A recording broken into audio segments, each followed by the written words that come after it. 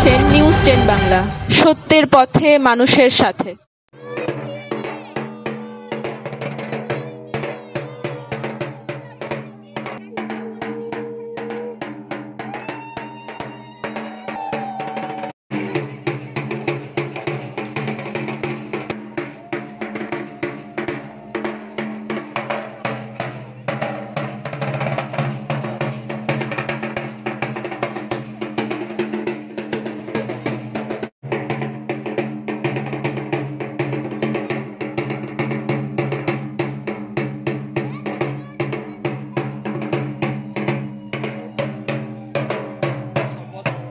আসবি না দিকে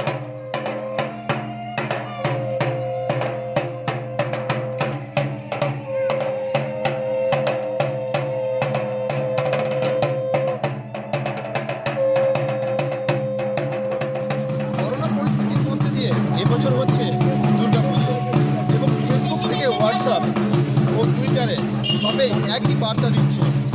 তাই এবছর সর্বপ্রথমবার নেতাজি ক্লাবে হচ্ছে দুর্গাপুজো এবং সেই দুর্গাপুজো করছে একদল মহিলা।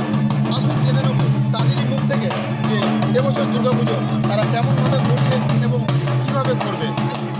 এবছর করোনা পরিস্থিতির মধ্যে দিয়ে হচ্ছে দুর্গাপুজো, তাই আপনারা দুর্গাপুজো করছেন এবছর একদল মহিলা। কীভাবে করছেন এবং এরকম উদ্যোগ এলো কীভাবে?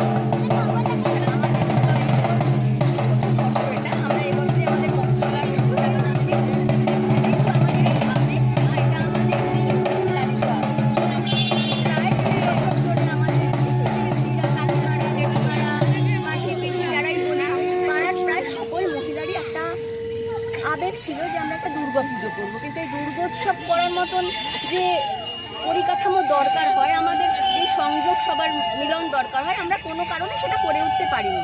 কিন্তু সেই আবেগটা দিন দিন বৃদ্ধি পেয়েছে।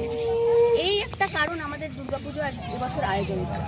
তার মধ্যে যে আমরা এখন পরিস্থিতির মধ্যে দিয়ে যাচ্ছি, এই কোভিড সিচুয়েশন, এই সিচুয়েশনে একটা গৃহবন্দী জীবন এই আবেগটাকে যেন কোথাও গিয়ে একটু বেশি উস্কে দিয়েছে। ফলে আমরা ঠিক করেছি যে যে সমস্ত বিধিনিষেধ আছে সেগুলো সমস্ত রক্ষা করে পারিবারিক সবার গণ্ডির থেকে বেরিয়ে এসে, পরিবারের গণ্ডি থেকে বেরিয়ে এসে আমরা একটা বৃহৎ পরিবারে মিলিত হব।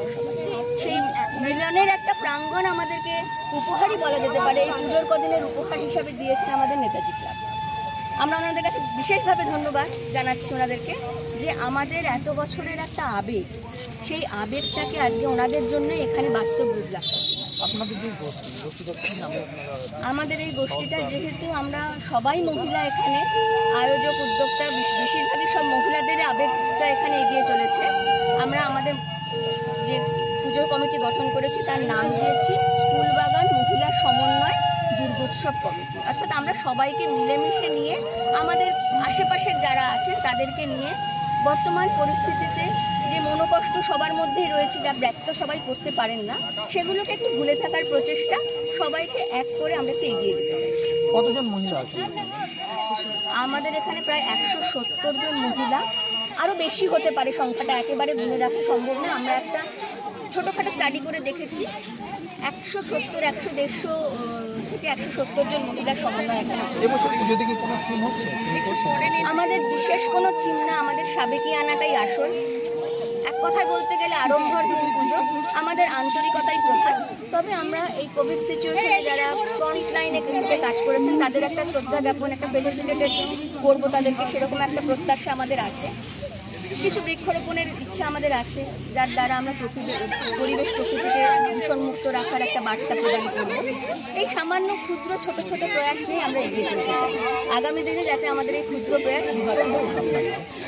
আমার নাম ডক্টর প্রিয়া বিশ্বাস। আমি এই পুজো কমিটির মুখ্য উদ্যোক্তাদের